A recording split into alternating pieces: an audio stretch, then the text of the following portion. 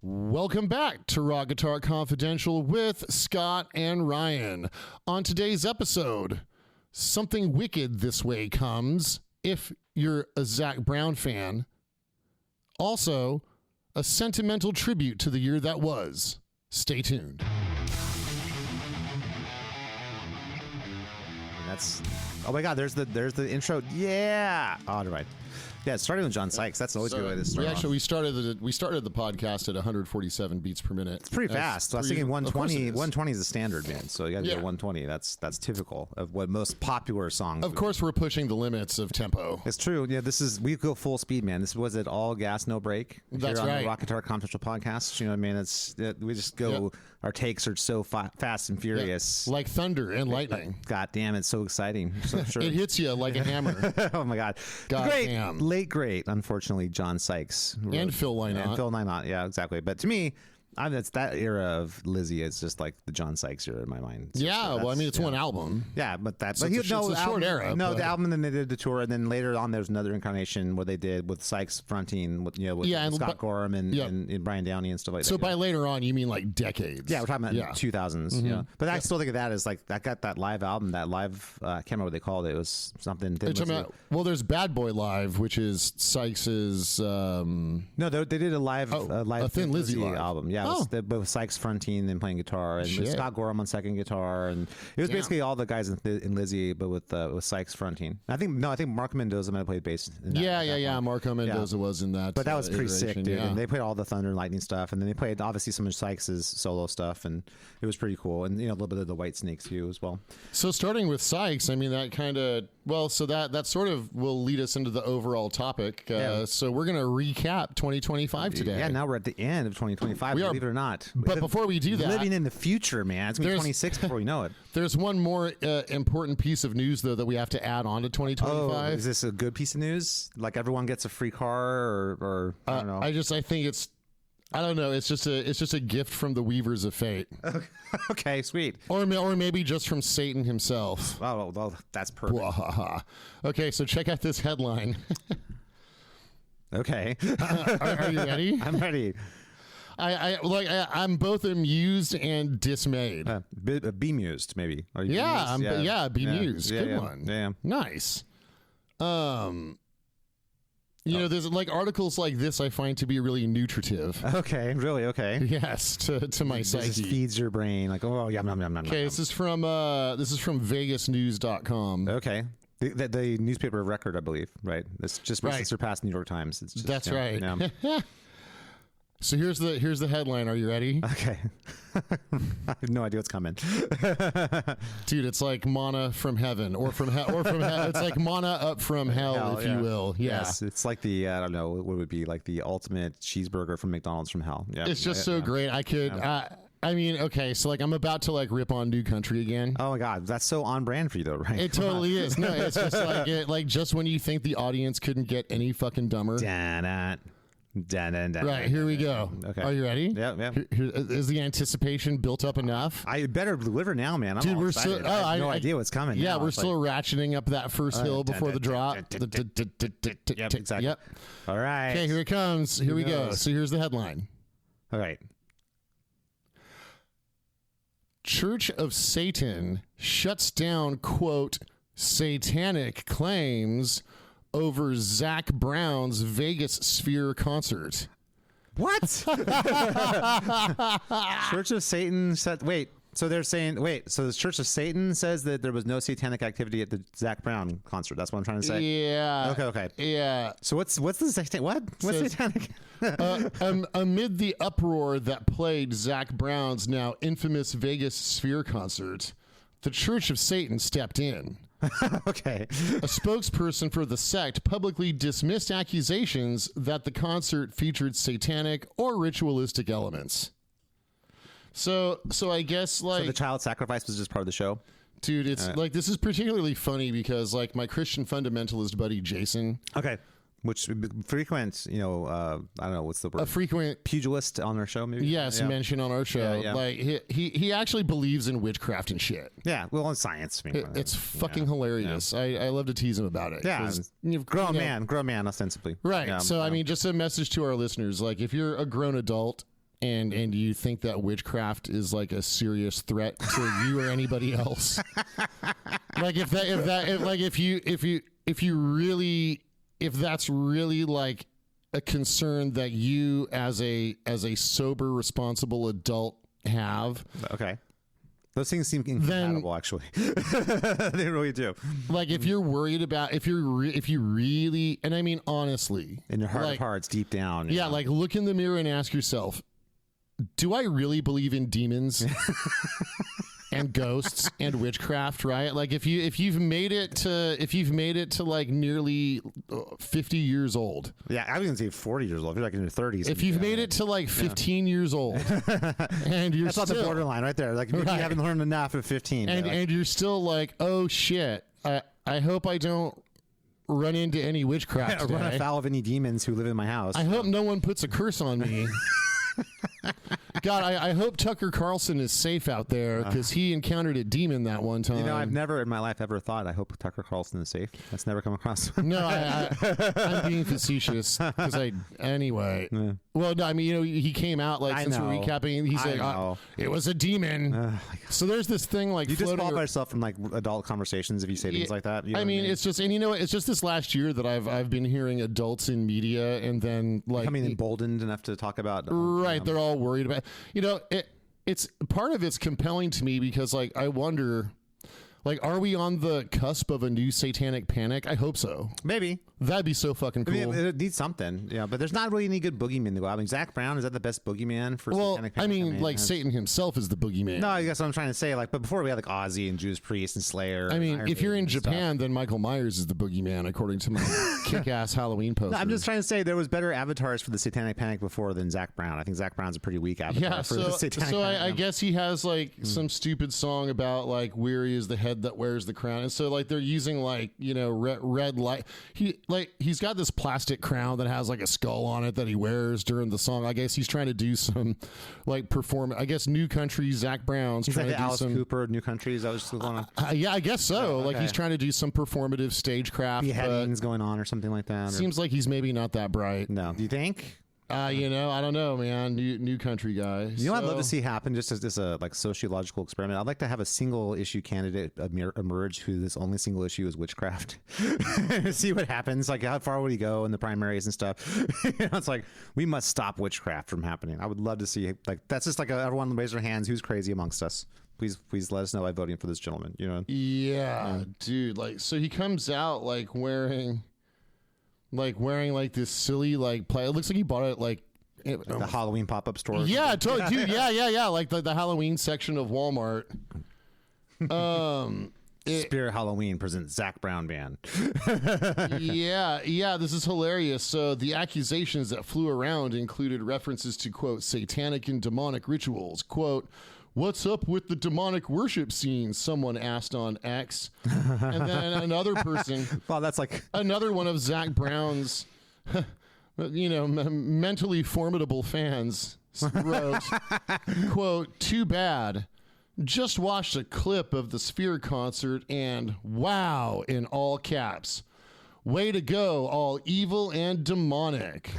Another concerned fan queried. The Thoreaus of the internet world. Oh my God. More music lovers and concert goers shared their opinions on Instagram, all berating the country music group. Wow. It's like a dude, though, with like hard guns, right? Let's not throw shade at the poor musicians who are getting paid, you know, scale to go play with them. I know why I don't like this guy. He's the guy who did the song Chicken Fried.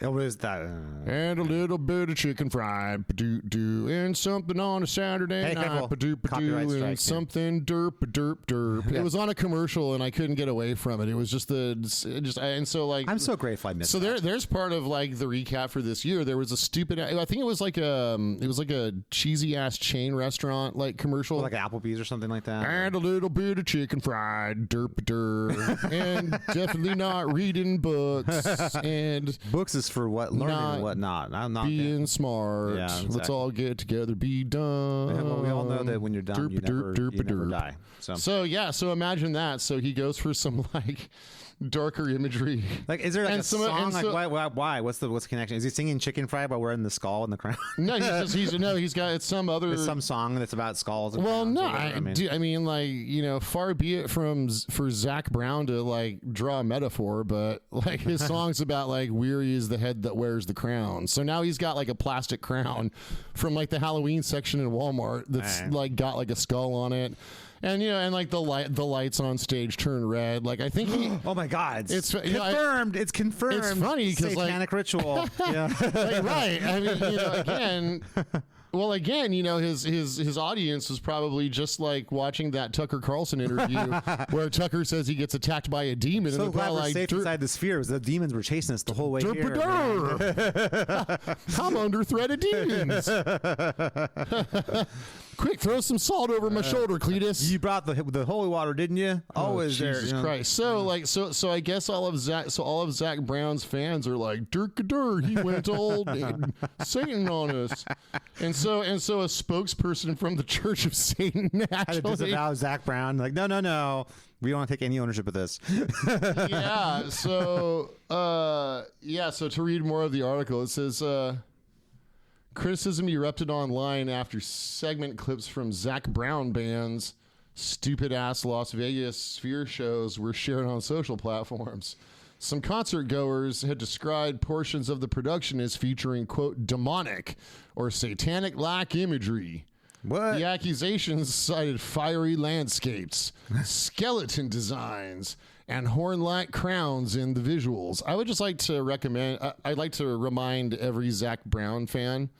Which, unfortunately, there are many. There are a great many. Yes, yeah. Like... He's playing the Sphere, man. That's like, not, that's, Like, dude, like... There's a skeleton like right there where you are right now. In the room with you right now. In the room. No matter where you are, there's a skeleton right there. Oh my God, get out of there. Run. There's a skeleton in the room with you. He's right there. Oh my God. Yep, it's with you right now. It's in fact, the skeleton's inside of you. You literally cannot escape satanic imagery. Yeah, absolutely. So you better watch out there, Zac Brown fans. I'll bet you're the ones who sent that AI song to #1. I'm sure they were. Good job. So let me see. Okay, so see, I'm actually relieved because I thought there was like going to be some more like real bad things, like bad statements that someone is going to regret and need to take back, kind of said or something like that. But I'm sure he's probably done that too. But yeah, this is actually relieving. It's just something. This is hilarious. So not serious. It's totally well, but I mean, just the fact that there are some people that are serious. Yeah, I know. We have to learn to understand what's make believe and what's real, guys. We have to find a way. I don't know, man. Like America's not good at that. Well, some Americans are. I don't know. I'm not gonna guarantee the warranty for all Americans. Like you're only as good as the people you play with. I guess. And if we're in America, if we're in the band, not America, the band, they were good. Yeah. But like if America, our country, is our band. Yep. Anyway, so those guys are the triangle players / drummers of the band, though.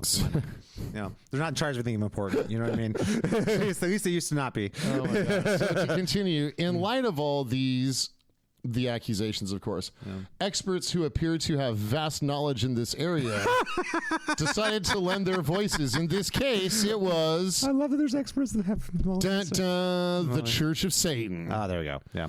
A representative for the church, Reverend Unholiness Jared Mammon, spoke with TMZ about the development. He revealed that he could confirm that the country band's show was not a satanic ritual because the church still hosts those. It's good for the kids. The kids come and have so much fun at those. Yeah. God. Yeah. By this, Mammon meant the symbols at Vegas Spheres were not a presentation of their routine. The satanic reverend stated that the outcry stemmed from misinterpretations of artistic imagery. Well, no shit. Shocking. Yeah. Right. Rather than genuine occult practice. I'll just chime in here. Like if you're looking for something, you're going to find it. Yep.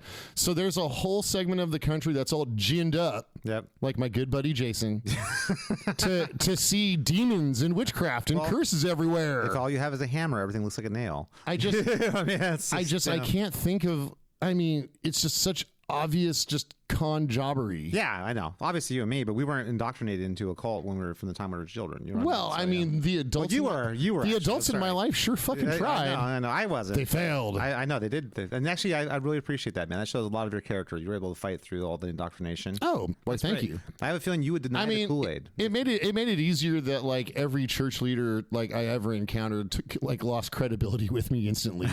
Well, shocking. That's okay. I know. So the church challenged social media commentators to understand better what real rituals entail. Oh my God. Suggesting that much of the online reaction was fueled by exaggeration. Mammon added that the criticism could be linked to centuries-old hysteria. Well, Hysteria came out in like 87. Yeah. So it's an album for the centuries, though. That's for sure. Yeah. Where masses describe, quote, everything that amounts to glorified Halloween decorations as satanic. I think they shouldn't talk down about Halloween decorations, man. They're glorified in their own right. Yeah. He noted that the music industry constantly faces such accusations once individuals or groups use non-Christian, crashed-in imagery. And like overly sexual imagery, too. I mean, look at the Sabrina Carpenter album, right? Well, she's like on the floor or whatever. You know, was it Man's Best Friend? Is that her album? I want to say. Oh, I didn't know. I mean, I've taught the song Espresso a couple of times. Well, I mean, her album cover, like it reminds me a lot of like a Scorpions album cover. Remember, like what was it? Virgin Killer? No, the one where she's a little too old for that. No, where the chick's like sitting, like the guy is like standing and she's in front of him, like a dog. Which album is that? Oh, Savage Amusement. Is that Savage Amusement? Whatever. That's maybe. Here, I'll pull up the cover. We have our phones. Yeah. Well, I mean, Scorpions have a history of controversial. I mean, I swear that's where like the whole idea for Smell the Glove came from. I think you're right. Yeah, absolutely. Yeah. Hang on a sec. I'll pull it up so you can see it. It's very. Sabrina Carpenter. Let's see. Man's Best Friend. Here we go. There. Anyway, so yeah, that's the album cover. Oh, that's totally Smell the Glove. Wait, that's Sabrina Carpenter. Smell the Glove. Yeah. So did you see it? Oh, that's all. Yeah, no, that's fantastic. Good job. That's very like controversial, but see, that's the thing. That's the kind of thing the church would get up in arms about because it's overly sexualized. There's nothing wrong with being sexy. No, there's not at all. No, not at all. I mean, I encounter that every day. I have to apologize every day for being too sexy. It's tough. In every room I'm in. It's right. It's like sorry guys, there's nothing I can do. No, dude, I've seen the release form your students have to sign. It's like, you know what? I cannot be the whole responsible for the feelings you have when you witness. That's right. That's on you. It was exactly. It's the same. It's just the old story. That's what it is. So you know, anyway. So yeah, good on you there, Zach. Stupid ass Zac Brown fans. Yeah, you keep on being stupid. I mean, at least there's a surefire way to like know you're being stupid. That's what I mean. I would love a single issue candidate to emerge that's only witchcraft and Satanism. There's a single issue. I want to just we just figure out it's like a poll for the country. Okay, where are the crazies? Where are the crazies at? Well, wait, I thought. Okay, well, I mean, I thought we already had that. I'm talking a single issue. Like it's almost like Ron Paul was like against let's just get rid of all government agencies. He was against all government. Yeah, exactly. Okay, we need to figure out who we have to disqualify right off the bat. You know what I mean? People who believe that there's witches and Satan. Okay, we'll just disqualify you right away. No longer do you get to actively participate in public life anymore. I want to see Dana Carvey run in character as the church lady. Oh God! And see how many. I'll bet you we'd be horrified that he would win. Well, and whole generations wouldn't even take the 1 second required to find out that it was one of Dana Carvey's characters from SNL. I know. Yeah, we'd be like, oh, the church lady, and then half the country would be like, yeah, I'll vote for the church lady. Yeah, that sounds right. Yeah, she's a good person. She's the church. It says church. I'll vote for it. A lot of trans fear going on though, man. That will come popping up out there. Yeah, but they wouldn't know. They would just think it was an old church lady. I don't think they would catch the I think the church lady would pass. Great, I think so. I think the church lady could pass, considering the demon hunting people. Oh, that'd be the best. So half the country votes for the church lady, and then they find out the church lady's got a schlong. Yeah, exactly. And then it's just, oh my God, people throw themselves off of cliffs and stuff because can't handle what would happen. It's like, oh man, that's the world I want to live in. All right, so one of the things I wanted to get to today, now moving on to new things, is just recap in 2025. And the thing that comes to my mind right off the bat is obviously we lost 2 legends this year. We lost 3. We lost Sykes too. Well, the Sykes was last year. No, was it this year? Yeah. Oh my God, I thought it was last year. No. Okay, well, it all bled together. So I mean, I feel like it bled. It sure did. Yeah. Well, you know what I mean. It's to me, of all the 3 we lost, I would have to say it's still, as much as I love Sykes, and Sykes is a massive. I think Ozzy's impact on my life is so much bigger because obviously he brought us Randy Rhoads and J.K. Lee and Zach Wilde. Obviously the Sabbath stuff too. I mean, it's, Ozzy. Well, I mean, I'll feel worse when Iommi goes, but Ozzy was great. Ozzy influenced my life. He was the conduit by which he found all those great guitar players and those great songs. It's weird because like I think it hits me harder when the artists themselves, like John Sykes, like I really felt still feel shitty. Yeah, Sykes was a huge influence, man. I was teaching Still of the Night last night to one of my students. You know great tune, huh? Yeah, but it's like just those riffs are so great. And it's just like it's so badass and it's just so killer. And the tone is so great. Everything about everything about the wide vibrato. It's just how to play rock guitar 101. Attitude and finesse and skill all together. You know what I mean? It's just, there's like 5 songs in that song. Yep. Too, if you like break the whole thing down, right? That's why it's so much fun to teach. Yeah, with the riff, dude, the main riff, that well, and you have to play it right too. You have to ascend to that chromatic lick first, and then come back down. Yep. Or else you're not playing it right. I get you, but the riff itself is just so. It's just dripping in attitude. That's the thing. Like, when I hear like hardcore bands screaming, that's the thing they're missing. There's no fucking attitude. Well, you know that's not. I mean, okay. Well, I mean, hardcore bands screaming. There's a different kind of attitude, but it's not like it's not badass. It's not like a swaggery kind of like like even kind of sexualized like swaggery kind of attitude. Yeah, totally. It's more like angsty teenagers just raging kind of attitude. The hardcore thing when I hear that.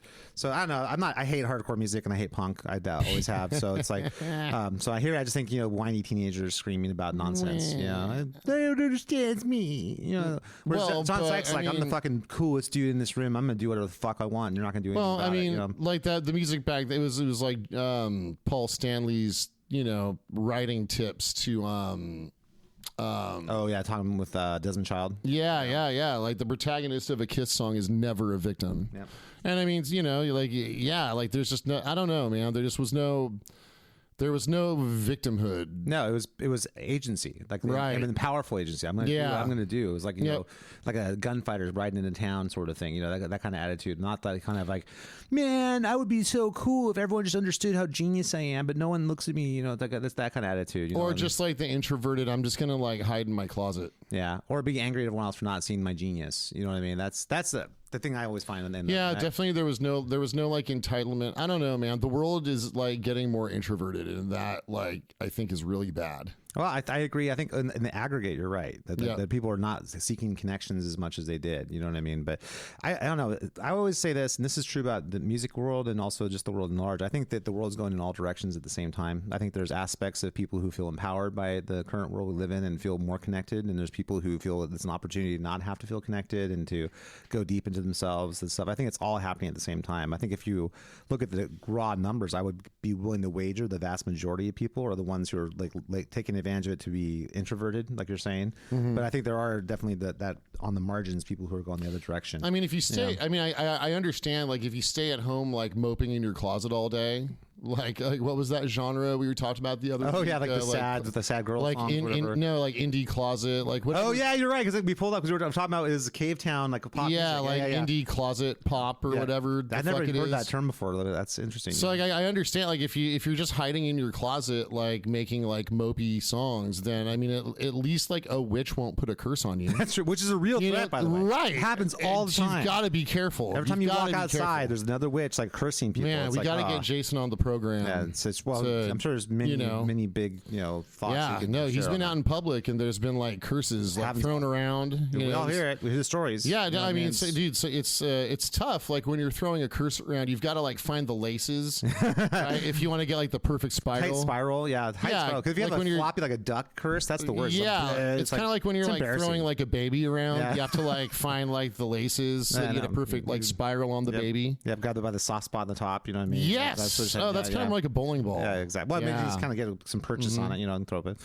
Yeah, I mean that's a real threat. We all have to kind of worry about that. Right. Getting back to Ozzy Osbourne, though. Yes. So speaking of demons, I look at him as a conduit by which we found all these great guitar players. And then by extension, all the great songs written by those great guitar players. You know what I mean? Like it's just I could go through each of those guitar players, and here's like 10 songs I just love by that guitar player. Yeah, he was such like the perfect voice to like kick off heavy metal, dude. Yep. Like his like Prophet in the Wilderness. Yep.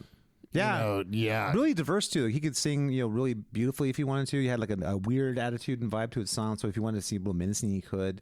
It's interesting. I think that his voice is really. And Dio's in a similar way. They had like that sort of power. It could sound menacing. It could sound beautiful. You know what I mean? It had like all those aspects. Yeah, I mean, Dio was, I think, more accomplished as a vocalist. I think Ozzy would say that too. Yeah, but Ozzy was like, I don't know, man. He was the right voice for like those first albums. You know what I mean? Black Sabbath, the self-titled album, and Paranoid, Master of Reality, Volume 4. Just take those 4 albums. Yep. And I mean, Sabbath Bloody Sabbath is fucking great too. I mean, and then other, like Sabotage and Never Say Die are like hit and miss. Yeah. Well, that's when that band was falling apart a little bit. Right? So, but I mean, like Never Say Die is a cool song.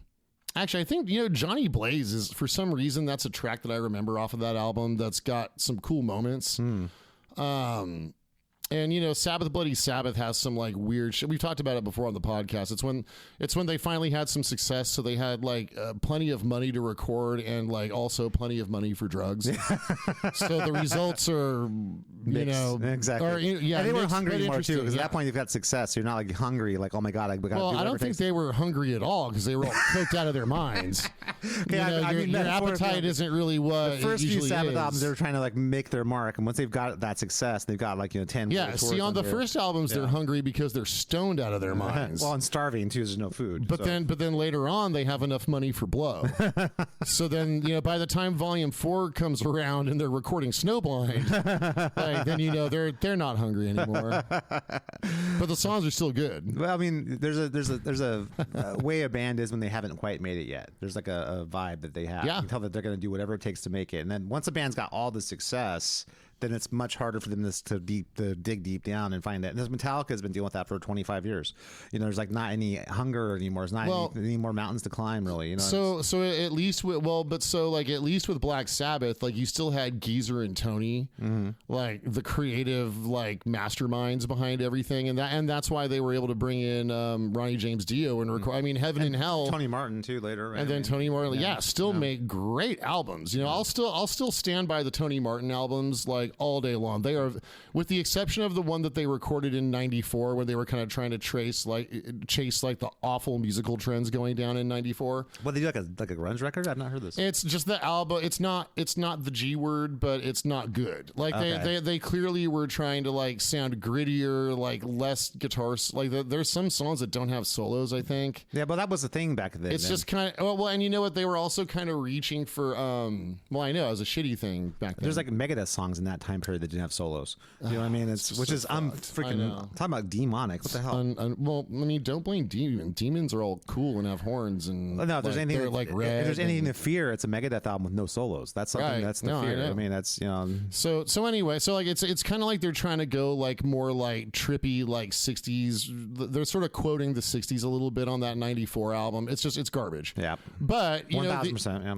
But like Cross Purposes, Headless Cross, and oh man, what's the Eternal Idol? Like those 3 albums with Tony Martin are badass. So my point is that you still had the creative engine in Tony Iommi and Geezer Butler. With Metallica, the creative engine died in 1986. Well, then Mustaine too, on the early stuff too. Well, right. Yeah, so they had Mustaine's influence on the first album, and then you've got Cliff Burton like adding interesting ideas. I'm sorry. His influence, a lot of his riffs on the first album too. I mean, like Jump in the Fire is a Dave Mustaine song, basically. You know what I mean? Right. It's also like cool song about like demons and stuff. But that's what I'm saying. Like that, they had that carryover from all the stuff that Mustaine had written with them, and then they had Cliff in the band still. You know what I mean? And I'm not gonna take anything away from the. I mean, James is a very, very accomplished and very creative person too in his own right, but he's not at that level as the other guys. You can see that Cliff was on another level. You can see the change once Cliff was out of the band. You know what I mean? And yeah, absolutely. There was just no more. There was nothing interesting left. I don't know, man. No. Justice for All is pretty sick, dude. No, and Justice for All. There's still Cliff ideas on that album. Yeah. And there's Jason Newsted ideas on that album, but like after that, like every album's boring as fuck and kind of garbage. Well, I don't know. I think they would argue the Black Album was mildly successful for them. You know what I mean? It was successful because it appealed to people who don't care about music. Yeah. Okay, that's a very uncharitable way of saying it. I will say, but I mean, it's the truth. Now, I mean, that's the right way. That's a way to put it. You could argue that a lot of the most popular music is for people who don't care about music. That's what makes it popular. Yeah. You're appealing to people who don't give a shit about music. Yep. But that's not me. So I'm not gonna I don't. You know, you shouldn't. No one should expect me to like it. I'm leaning towards the positive angels. I'm going to say that as long as people are enjoying music by artists, that's fine. I thought we established I'm leaning towards Team Demon. I know. I never do though, so I got. That was my favorite roller coaster at like Great America. Oh my God, Wasn't it was the best. Yeah, it was awesome. It probably doesn't run anymore. I think Top Gun was my favorite though at that one. Top Gun was fun, but I thought I like being under the track. That's really cool. You know? I think that one's cool too. I remember there was Vortex. Roller coasters, by the way, the Great America down here in Santa Clara. Yes. So first there was Vortex, where you're like sitting on the bicycle seat, so you're like standing up. Yeah. And then that one was cool too. I like then there's Top Gun, where you're like you're like flying, right? You're hanging under the carriage, right? Yeah. Like I like both of those, but I feel like they're too short. I really dug the feeling of Top Gun, like when you first get to the top and you start going down, that kind of like that vibe. It's this whoosh. Yeah. It feels like you're in a plane. It like feels like so Loved cool. It. Yeah, is that still there? Yeah, it's still there. I went to the Niners game not too long ago, and it's been Great America is literally in the parking lot with Levi Stadium. It's right there. Really? Yeah, it's literally there. That shares a parking lot. Man, like, I was walking in the stadium. I'm looking over. I'm like, oh.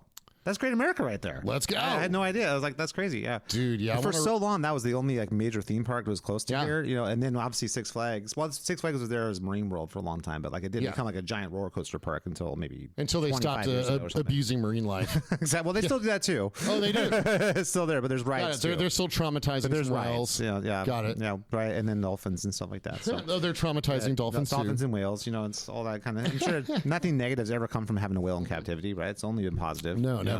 I can't imagine. It's always a good idea. So, losing Sykes, obviously terrible. Losing Ozzy, heartbreak. I'm still kind of processing that there's no Ozzy Osbourne in the world. There's a part of my brain that's just conditioned to think somewhere in the world there's Ozzy Osbourne, you know, incoherently mumbling into a microphone. You know, I just feel like I kind of man. You know what? Like, I feel like part of Ozzy died for me when I saw him like on stage as like wacky waving arm man with Post Malone. Yeah. Like, I mean, it was like that. I mean, dude, if you're on, I mean, how do I put this? I mean, it was undignified because like you knew that Ozzy had Parkinson's at that point, and so like waving his arms around like that didn't seem like a wacky stage was move. Not a good choice.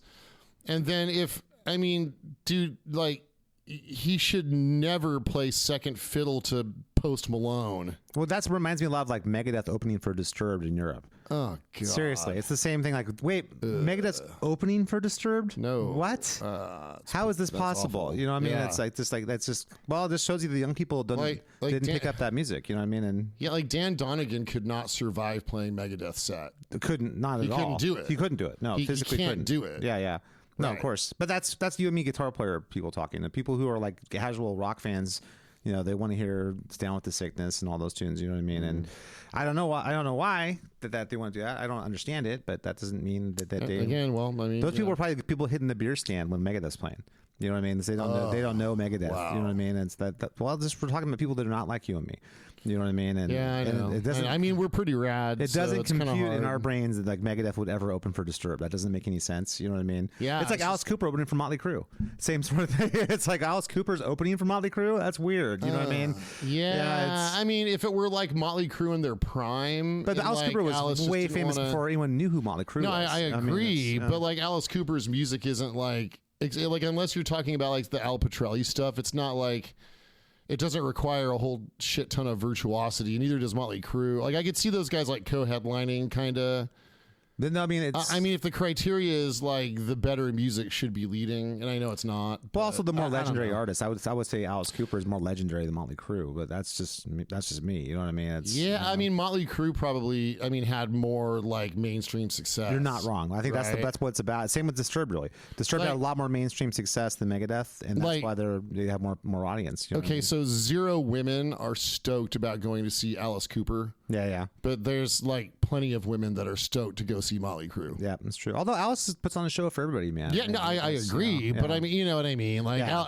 like Alice Cooper fans are dudes. Yeah, for the most part. Pretty much just dudes. Yeah, or their girlfriends. You know, it's kind of like Rush fans. Well, I mean, the girlfriends may get dragged to the. That's Alice what I Cooper mean. show, Like, right? we're gonna see Alice Cooper. Okay. And it's great. It's great that Nita Strauss is she still in the band? Yeah, Or did she she's actually in leave? the band again. She left and then she came back. She went and played with what was it? The freaking pop star person. She was like a Disney princess girl. Oh, your favorite? Trying to think what the hell. I can't remember. Not Sabrina Carpenter. It wasn't. No, she's older than Sabrina Carpenter. It's like the previous generation before Sabrina Carpenter. I can't remember the name. It's like one of the Disney princess people who became a pop star. I can't remember her name off the top of my head, but she played in her band for a little bit. All right. Well, I mean, And then came back, The you know. band, at least whoever that Disney princess was, had a live band. Yeah, good on her. Totally, absolutely. I mean, she wanted to have like a rock and roll kind of thing. I can't believe I'm spacing on who that person was. It's kind of Katy Perry-ish. It's like, she's of the same generation as Selena Gomez. Who's the other one? Vanessa Hudgens. No. Shit. I can't remember. It doesn't. Oh well, that's all right. It doesn't matter. We're the wrong guys. Look, so. I will tell you this: like with Nita Strauss, though, she's just this smoking hot, sexy, beautiful, like amazing virtuoso guitar player. So she can write her own ticket, man. She's freaking playing the national anthem at Rams games at SoFi Stadium and stuff. You know, it's not. And she's a fine guitar player, but she also happens to be totally a 10 out of 10. Beautiful. Well, you know. she's. I don't know if I'm gonna go 10, but she's got the image. Yeah, I'll totally. say that. Yeah. You know, so that's good. I mean, that allows you a lot of options. You know what I mean? Yeah, of course it does. I mean, yeah. look, I mean, like rock and metal. I mean, you've got to have the look. Yep. You have to. Yep. Right. That's So- true. And that's not to take anything away from her playing. I think she's a fine player. Yeah, no, It's absolutely. It's Yep. just that, you know, Totally. there's a lot of people who have the same skill as Nita Strauss, but they don't have the look that she has, and that's a door opener. You know Yep. what I mean? Well, I mean, and look, you've got to be. I mean, she's got to be like a decent person, or Yeah. else people wouldn't want to work with her. and she you know what must I mean? be because she's been so successful. She's got to be. She's been yeah. successful for a long time, so that tells you she's reliable. She's professional. She's, Yep. you know, probably a Has nice her crap person. together. You know, has her knows how shit together. Yeah. So. good, easy team player kind of thing. Right. And Alice doesn't suffer fools either. Most of the people who've been in Alice's bands have been. Well, right, because Alice can put together a band For whatever, at yeah. the drop of Feels like Ryan Roxy's been in his band forever. I thought Yeah, he's- Ryan Roxy's a Sacramento guy. Is he? I didn't know Yeah, that. he Okay. is, man. Yeah, so when I was working in the door hardware industry, I had a client at a door company who was who like grew up with Ryan Roxy. That's cool. I didn't know Zach. That's cool. Yeah, Ryan Roxy's from Sacramento, man. We Talk should about see- just a pro, man. Just a guy that shows Yeah. up and does it. You know? We're gonna have to have him on the podcast sometime. That'd be Great, cool to great ask him about image, it, great yeah. performer, solid player. You know what I mean? It's just as good as it gets. I mean, usually the other guy in the band, like they had Red Beach for a while, and Alice Cooper was. Oh shit, that would have elevated things. Oh, didn't he also have Kane Roberts back in the band for a while? Yep, he sure did. Yeah, and then I think when Nita left to go play with the Disney Princess girl, Kane Roberts came back into the band for a while. Cool, And good for which Kane is- Roberts. That'd be cool if they went and did some of that Constrictor era stuff. That'd be pretty cool. That would be cool. You know, but I don't know. That's just you and me. Like Kane Roberts could like bench press Nita Strauss while she plays the feature solo. that'd be a cool part of the show, man. Yeah. Seriously. I love that. Yeah, that'd be awesome. He kind of Kane Roberts, if you guys don't know, he was a guitarist. He was with Alice Cooper in the '80s. When Kip Winger was in the band, actually, he was actually in the playing band. bass and singing. Yep, and he actually kind of looked like Rambo. He's like just really muscled. He was a out. bodybuilder. Yeah, right? he's a bodybuilder who also yeah. played lead guitar. But he had the perfect like Rambo hair and stuff. And so it was kind of. So if you got like 80s era Kane Roberts along with like Bobby Rock from like Vinny Invasion, right? Like they have a pro wrestling team, sort of. Right, with like early 2000s George Lynch. You could have like the most buffed band. Exactly, yeah. And then you know what? Like have like the dudes from like Right Said Fred on vocals. that'd be like the most buffed like dance metal band. Oh my ever. god, it would be crazy. Yeah. I just cracked the code. You did, yes, you did. I don't know. Well, so you know, like Crowbar is like the fat guy metal band, right? Like all the guys are bearded, like, big. bearded bearded fat guys, right? Which speaking as a fat guy, you know what I mean. I can. I will say tell it. you, former fat guy. Oh well, thanks. Not at all, man. I appreciate I'm not that. gonna let you So talk down. That's to been yourself, my brother. no, I'm not talking down. It's just a matter of like. I won't even let you talk sideways or adjacent. It's just a matter of like body mass.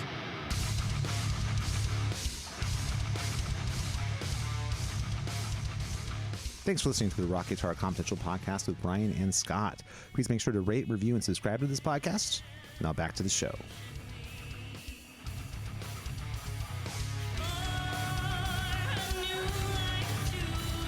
Like, I'm not talking down about the Crowbar guys. Like, I'm glad, good on them for, Are they like half and Down too? Isn't Down another band that isn't Kirk Winstein in Down too? Yeah, I think Kurt Winstein is. Yeah, I thought that was Down and Crowbar. Those guys are. I just remember it's like there's a Beavis and Butthead episode with that, like one of the, like All I Had I Gave, like the first Crowbar single, and like just the dudes are just giant. They're like all linebackers. It's like, you know what I mean? So I mean, good for them for like eschewing the the heroin chic rock star look. They're just like, no, I'm gonna eat I ate a cheesesteak before we filmed the video. That's so funny, dude. And I'm the fucking bass player. Who cares, right? Right, so on the lines of having the look, let's talk about Ace Frehley, another person we lost in 2025. Ace Frehley is a bummer. It's okay. So it's weird how number one, 2025, not to make the podcast too much of a bummer, but a lot of people we lost who are like massively important in the rock world. Yeah, we lost a lot of people that are important, but they definitely all affected me in different ways. Yeah. Even though, again, I wouldn't patronize anyone by saying, I'm not going to act like I actually knew any of these guys. Yeah. So it's more just like no, that's not that. It's about just how they affected our lives as fans, as musicians and stuff like that. Right. Yeah. So the whole purpose in bringing it up is that we're all reflecting on ourselves. Yeah. Right. And how we've been, how all these people improved our lives. Yeah. Right? Objectively, it made an impact. You know what I mean? Yeah. It's when you have somebody who's important to your life, but you didn't know them. It's just a different way of dealing with the grief of someone going away, because you didn't know them, you weren't their friend, you weren't their family, so you didn't have that personal connection, but you had the effect that they had on you from their music, and that's real. That is a real effect, and that's something, what they meant to you in terms of like when you thought of them as you're a young musician, that's all. Like to me, Sykes was like that. Like, what's the ultimate guitar player? Like Sykes was definitely in that conversation for like who's like the ultimate guitar player. What should you aim for as a musician? And music is about connection in part, right? Yep. It's about expression and connection. That's what the AI tells me. When I talk to Chat GDP, that's what it tells me. Chat GPT or whatever the hell it is. Yes. Let's not disrespect our robot overlords. The AI, when it tells me what it's all about, that's what it says. Yeah. So it's crazy. Like it's tough. So those a little piece of that artist becomes like a piece of you. Yeah. Right. Yep. And by the way, that's also, and we've talked about this last year. That's what can be like kind of tough about a teaching practice sometimes. Is that like when I have to listen to like a shitty Post Malone song. Yep. That shitty Post Malone song becomes a part of me. Yeah. So I've sacrificed a part of me for them, for the students, for the greater good. Yes. I mean, and I love my students. And so like I will do that for you students. Yep. I will do that. Just know that a part of me dies inside whenever it happens. Yeah, right. But just know that when I have to listen to Blake Shelton and Post Malone make sounds, right? Yep. Or sound-oriented entertainment. Every time I turn my back and I hear you start playing the notes from "Come As You Are," I just want you to know, like a little piece of me died for you, and that's how committed I am. Yes, to what we're doing together. Yeah, that to me it's so funny that I hear you. I acknowledge that 100%. Thank you. Like I always think back to my shithead guitar teachers when I was a kid, who were like these like jazz teachers who were like. I was gonna say more than one. Yes, there's many. There's actually several. Wow. But I remember hearing this something to the effect of like, oh, I really love Eddie Van Halen and Randy Rhoads, and they tell me like, well, that's not real music, man. This is what real music. You should listen to Joe Pass and George Benson. That's real music, And that I remember hearing some variation on that theme from a couple of different teachers, and thinking what an asshole they were. Like I just told them this is what I love. This is the music that makes me excited about playing guitar, and you're telling me that that's bullshit. Fuck you. I remember having that kind of attitude, and so. When I fast forward many years and teaching myself, whenever someone's like, oh, I really love Post Malone. That's like the person that makes me excited about music. And cool. Who else? And every part of my brain is just like, what the hell are you talking? He sucks so bad. Again, I just try the immediate deflection. Awesome. Who else? Yeah. Or what's a couple other artists? I just want to turn the page on that Rolodex as fast as I can. But when I don't ever want to be the guy that's telling the person that this is the thing that makes me excited about music is bullshit. I don't want to be that guy, even if every part of my fiber of my being thinks that. You know what I mean? It's I just feel so bad. Like if the only thing that makes you feel good excited about music is Post Malone. Exactly. How can that be? I mean, like, well, then our responsibility is cut out. Our job is cut out for us. Yes, we need to get you past that in a way that you can find it on your own. We have to lead you to water and hope that you drink. You know what I mean? And that's or we could just lay you flat on your back at like an angle and then pour the water into your mouth so that you can't breathe. Let's say for a while. So that you might so and you start making other choices. Right, and we'll just be like, this is what happens when you listen to Post Malone. Take a Torquemada approach. You must renounce this. Right. Well, hey, you know what? As we pull your fingernails off one by one or something. Hey, I did survive Catholic school, so the Torquemada approach. Like I'm ready to go pit and pendulum on that shit. Yeah. No, I will never do to my students what my teachers did to me. So it's like one of those things. Like I'm not going to pass that on. So if you're not going to Joe pass that on, exactly. I would never Joe pass anything on because he doesn't rock, dude. So anyway, so it's just really weird how like Ace I don't know. Ace just felt like my goofy buddy. And, you know, probably a lot of that has to do with, like, all the interviews that he did with, like, Eddie Trunk. And, that's how he presented himself. Right? And how Eddie Trunk presented him to everybody. Like, I feel like I got to know Ace, like, through Eddie Trunk. Yeah. Well, that makes sense because he's so comfortable that he kind of shows a side of himself with Eddie Trunk. He wouldn't show with some random interviewer. You know what I mean? Yeah. He knows that person so well. Like, John Sykes was more like, you know, like one of the gods from Valhalla. Like, untouchable. You don't breathe the same air as John Sykes. Right. Like, John Sykes was a rock god. Yeah. Right? Yeah. Like, you know, like, Ace seemed like my, like, silly, goofy pal. Yeah. Who has, like, you know, skills, the good enough skills on guitar to make a very successful career. You know what I mean? But yeah. And like Ozzy is kind of in between, right? Because like Ozzy would have been like the untouchable, mysterious rock god, but then he did the reality show and stuff. Yeah. And we all saw. And, you know what I mean? And so we kind of, so like Ozzy was just kind of like my, like, you know, like my jolly satanic grandpa. Yeah, you know, I don't think reality television has been good for anything. But no, it hasn't been good for anything. But of all the things that's really terrible, and it really did destroy the mystique of him and Gene Simmons and all the. If they should never have done it. If they didn't have spouses or themselves being so interested in public adulation, they it didn't help. They would have been better off if their legacy would have been better. You know, I don't think you can. I mean, like. Public adulation is like Gene's like stock and trade. Of course, but he'd been so much better off had they not like done the series like with his. You can't blame his wife or his family. I mean, Gene wants. I know. The smoke. I'm just saying, like, but if you were if you're just thinking about your mystique and your legacy, that you wouldn't do that. Ozzy not so much, but Ozzy got dragged to that by his wife. So but Gene doesn't. I mean, Gene wants all the smoke. No, I know, and if you could take a 30,000 foot view, you probably don't want that. If you look at your legacy, you're going to have so much more mystique. Like one of the reasons we revere Jimmy Page and Robert Plant so much is because there's no interview. They're kind of untouchable, right? We don't know anything about them. They're just like these people who made this amazing music, and they were gods in the 70s, and they kind of just lived somewhere in England in some chateau somewhere or whatever. But over by Stonehenge, of course. But we don't know anything else. They're just like these like people who are like this like almost like mythological figures. You know what I mean? So I maybe think Gene Simmons and Ozzy would have been that had they chosen not to go the reality TV route, because that would have been, you know. Yeah, I just feel like I'm just being selfish. I'd rather them have have that mystique, remain, you know, untouchable rock gods. You know what I mean? And agreed. It's so. You know what? It's funny because there's also so we lost Marcy Free this year too. Yeah, and I'm sorry. Go ahead. Well, just talk about mystique, right? Yeah. I mean, there's not a lot really. You know, she just shunned the spotlight, right? After she was forced to shun the spotlight by the radio format changing. Yeah, I did watch an interview. Like from about 1994 where she's talking about the change in radio formats and just like how shitty that was. Yep. I mean, that's for every artist working who had a career started before then. Right. I mean? That also hit me like, man, that is a person. I mean, you can understand why Marcy shunned the limelight, or, you know, but then again, she was kind of forced to. I don't know. It's a complex thing. Well, it's courageous to recognize that to be your authentic self, you have to be this, and that's going to be, there's a cost to that at that time. You know what I mean? That's just, right. And that's just a lot of courage, and that's very respectable. That like living authentically is more important than, you know, anything else, and that's something that's a lesson. That's courage. That's real courage. Absolutely. You know, so I think that so there's some mystique there. I don't know, like what a loss. Like I was really hoping. So okay. So here's the difference, right? So with Ozzy and Ace, I wasn't really expecting any great new music. No, but they still exist in the world, and you could go see an Ace Frehley show. You could go see an Ozzy show, at least in theory. You know what I mean? Yeah, but I mean, after Ozzy, you know, like, I mean, you know, Ozzy didn't double down on the Gus G thing. Those songs weren't written by Gus G.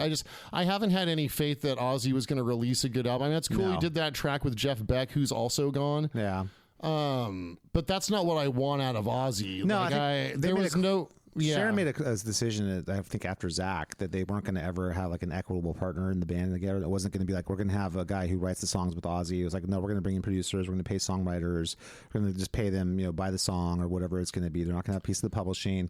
They made a business decision that they didn't want to be in business with another guitar player. They should have just thrown a fuck ton of money at Jakey Lee and just been like, one more album, guys. I think what they should have done is what we talked about, like have like Zac and Jake and maybe Joe Holmes come back and all just write a handful of songs, like maybe like 3 or 4 songs each. They would, and then just do a song with all, have an album with all those guitar players on it. So we're never going to get Gus too, like have Gus come and get 3, do 3 songs each or something, and just put together a killer Ozzy album with 3 guitar players writing the music, which would be great. So like all that having been said, I had no expectation or faith that we were going to get any more great music. Yeah, well, we know that wasn't going to happen. That was just a pie in the sky dream that we had. Right. Like, I had no reasonable expectation that we were going to get any great new music like from Ozzy or from Ace. I heard a couple of tracks off of the last couple of Ace solo albums that were actually pretty cool. They weren't terrible. They were like, okay, pretty cool, but like that, like neither one of those guys was gonna, like, respectfully, like neither one of them was gonna like release anything. Yeah,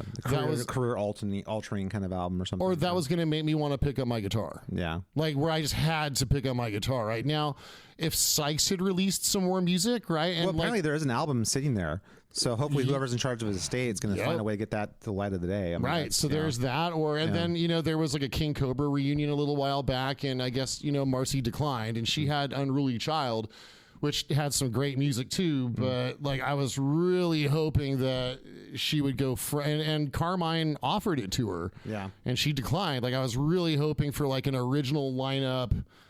Like an original lineup King Cobra album. Is that the one that ended up being with Shortino on vocals and Carlos Cavazo on guitars, right? Yeah. Man, I just don't like Paul Shortino's voice. But that's that album. It is, yeah. And Carlos Cavazo's on it. I like Carlos Cavazo. I think he's great. I like Carlos Cavazo too. It just wasn't. But it wasn't King Cobra. It wasn't ready to strike. It's kind of like the Carmine solo band sort of. In a way, you know what I mean? It wasn't that ready to strike lineup with, Mick Sueda and I always forget the other Michael Scott Will or whatever the other hyphenated last name guitar, like those 2 guitar players, right? Is that the guy who was in Brittany Fox? Is that the guitar about? No. Oh, okay, I don't know if he played in both bands or not. No, Brittany Fox was. Is that guy with like a hyphenated name in that one? It was like Dizzy Dean Davidson and. It's like Michael something. Something Childs, the bass player. Yeah, fuck, I don't remember. Yeah. Anyway, but anyway, so I was hoping we would get. So like I still had hopes. Yeah. That Sykes and Free would produce like one more album for me to get excited about. I think we have a puncher's chance of getting that last John Sykes album at some point. I think that'll, because apparently it's done.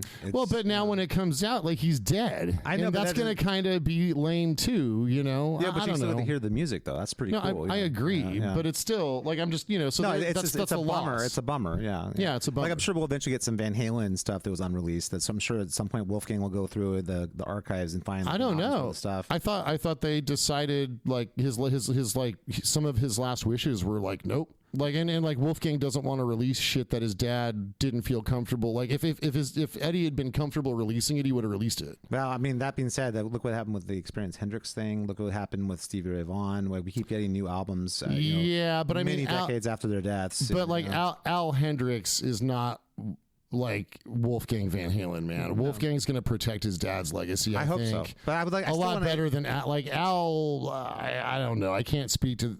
I don't know. I still want to hear some of that stuff, man. It's just such a shame. Some of that's I don't know. I look at that as a tragedy. Like anything Eddie did that was worth listening to, I'd like to hear.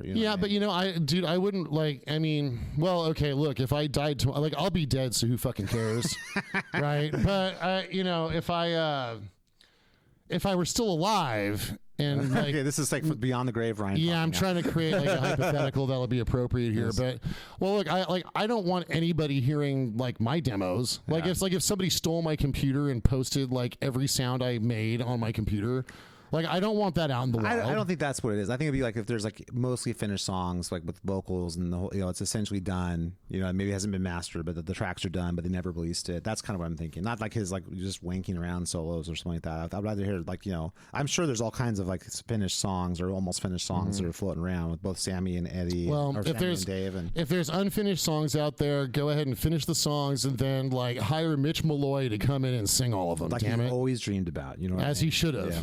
Now, also, he should have. Just recently dropped. We just lost the great Rob Reiner. Oh my God, that's just that's fucked. That's a couple days ago, like 2 days ago, and I was like, I was like, wait, who died? I'm like, Rob Reiner. I was like, am I seeing that right? And I still haven't seen Spinal Tap 2. Now it's streaming on HBO Max. Oh, okay, we gotta watch it still. But I just remember him doing the press tour for that. Like it feels like a couple weeks ago. It doesn't even. It's like just And then well, I guess his kid killed him. That's just crazy. His kid pulled an Amityville Horror, except I guess they were stabbed. Oh, geez. Yeah, well, so that's like a rage killing, right? Yeah. That's not like just one bullet to the head. That's like serious violence. Well, I mean, right? who knows the details and about any of it, like what caused it, what the how it happened. But it's just tragic to lose someone who's a great artist. Like, I mean, so we were just talking about before the podcast we started recording. Like, he was a sitcom actor in the 70s.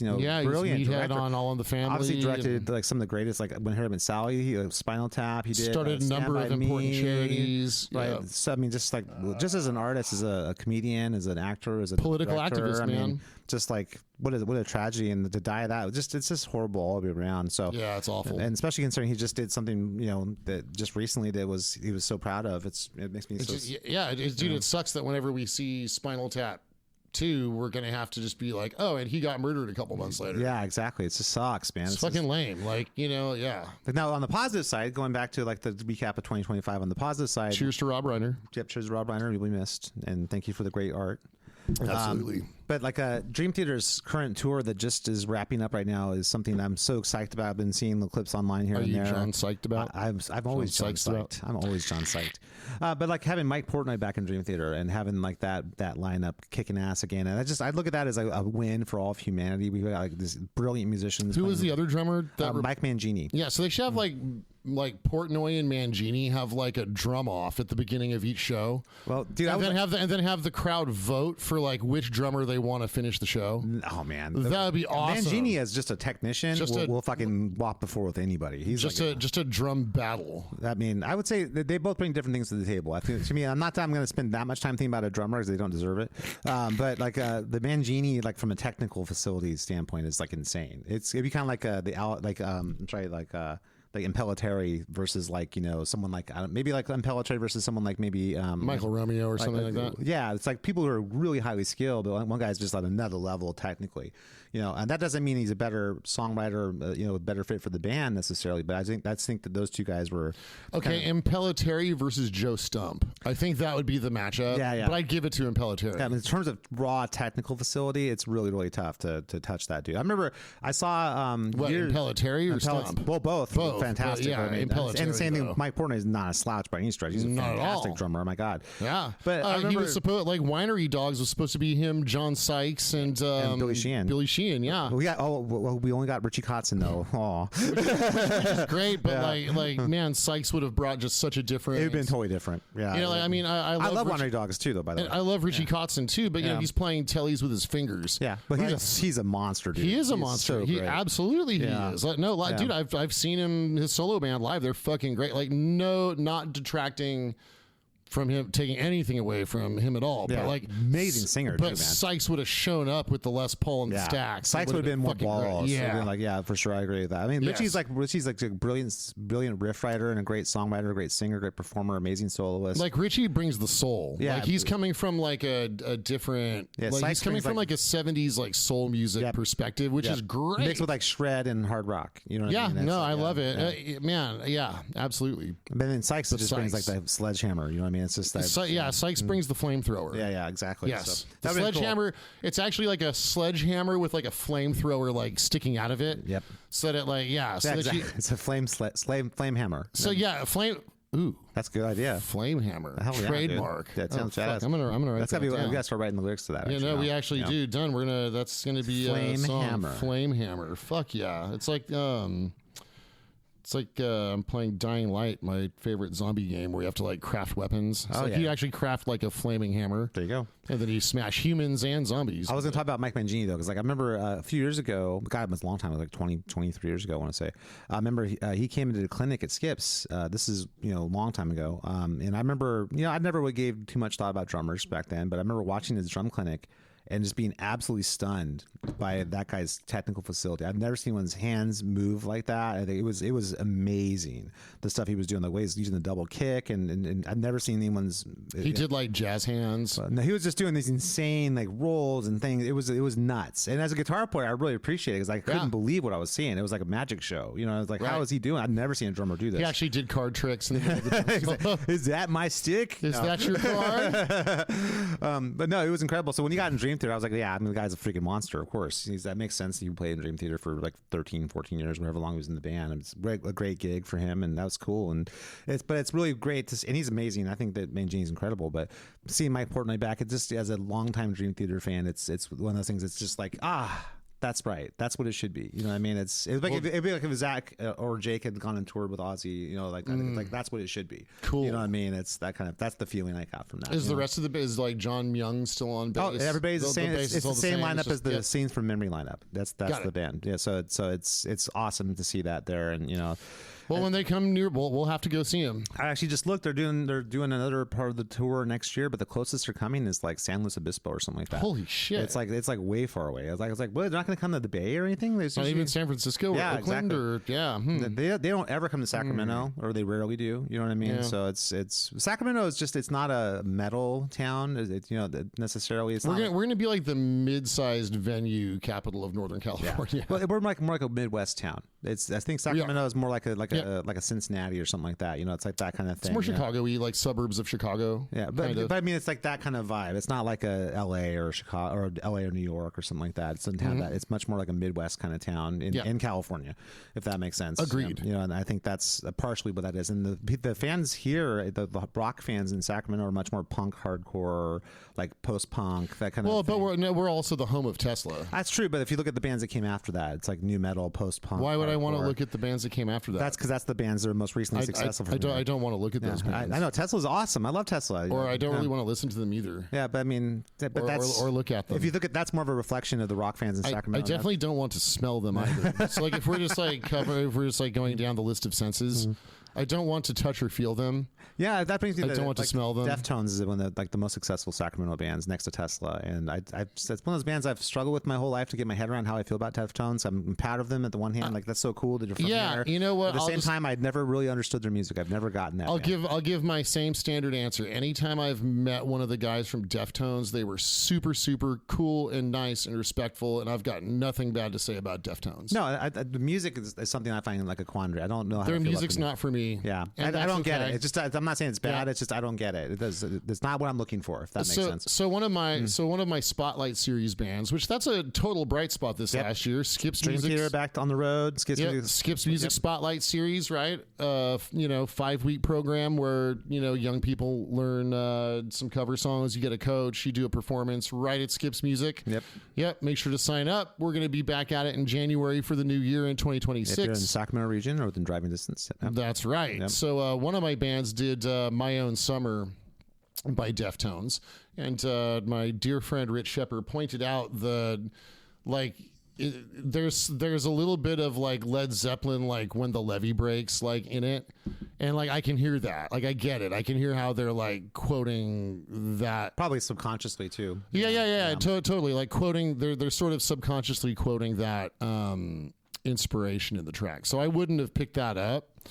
So okay, that's cool. I mean, it's not for me though. It doesn't have my favorite things about music in it. Nope. That same thing. That's why I'm always kind of baffled by it. It's like I want with all my fiber of my being to really like that band. Yeah, but it also doesn't have like a bunch of stuff I hate either, right? Like the singer's not Yarling. There's no stupid yokel-y country fuck garbage in it. There's, you know what I mean? It's not it's it's more cerebral. It reminds me. I like that. It's very textural, I would say, and it's less like there's less something that it just feels more like water. You can't grab a hold of it. There's not like, here's the riff, or here's the hook, or here's the solo, or like there's not any of that there.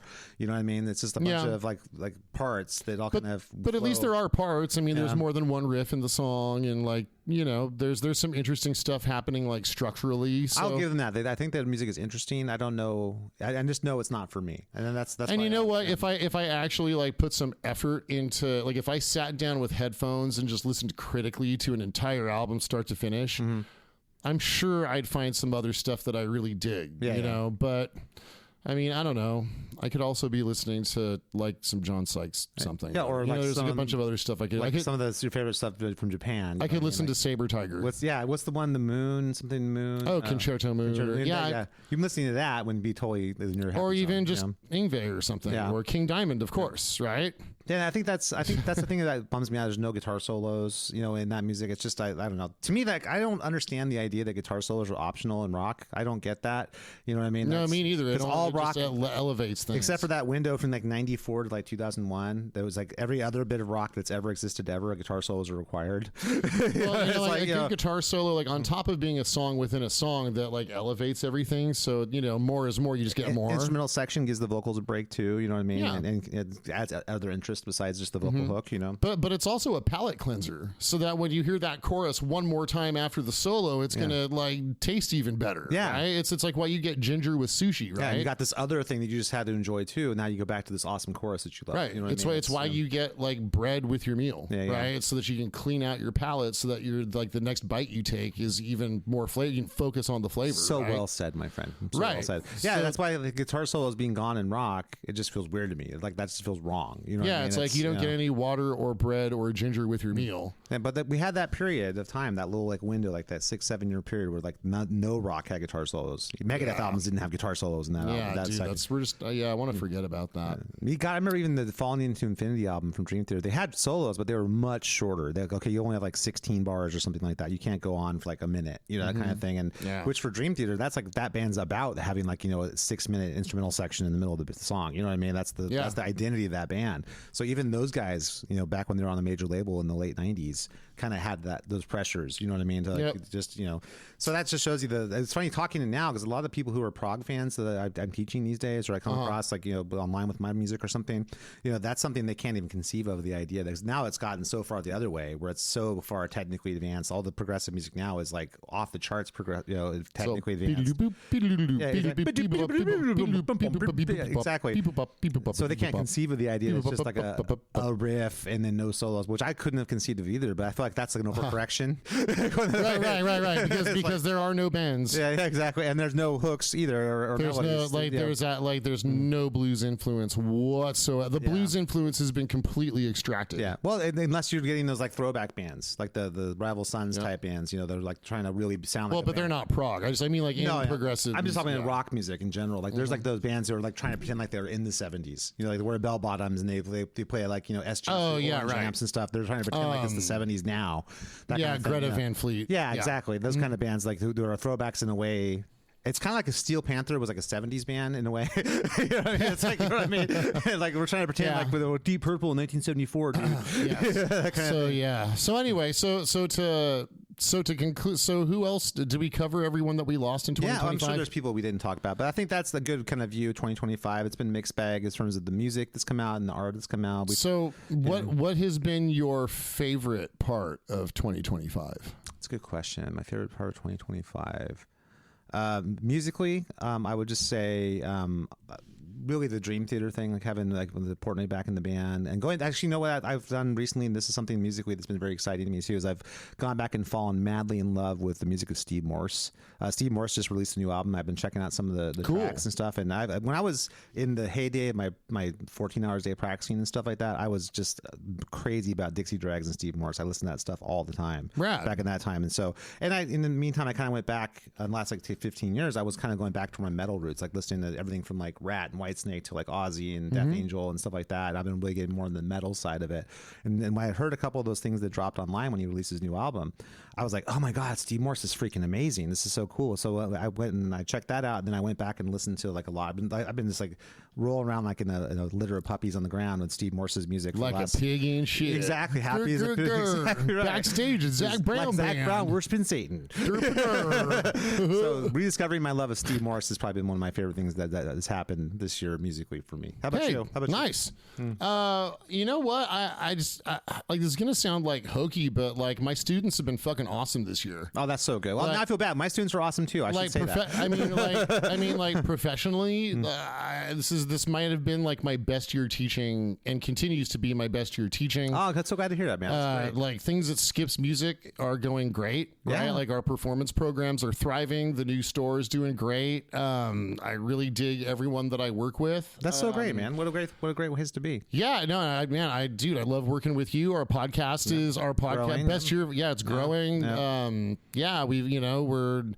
We're gonna release another Ex Aegis album one day. We're writing right now. Yeah, we're writing right now. So I don't know. I'm just optimistic for 2026, but because this last year, like personally and professionally, it's all like everything grew this year. Yep. Everything's been really great. So this has been an amazing year for me personally and professionally too. So it's really, really good. So big thanks to to all of my students. I'll be buying you beer on the 26th. Especially the 11-year-olds, right? Yeah, well, of course. Well, I mean, that's what makes it special, right? Like they're not old enough to get themselves. Kiddo. This is your first sip of the Jägermeister. You know? Right. Well, no, it's Maker's Mark. I mean, I'm still slated for my holiday screening of The Exorcist and with some Maker's Mark. And my son and I will send our wishes to you. That's all. You should join me. We'll give the little guy his first old fashioned. No, if I'm ever going to introduce him to Satan, he'll get a Zac Brown concert. That's the plan. Of course. Come on, son. Make sure he you're doesn't. 16 now. It's time to go see our Zac Brown concert. Just make sure he doesn't catch a curse, which happens. It's a thing. Which happens all the time. Exactly.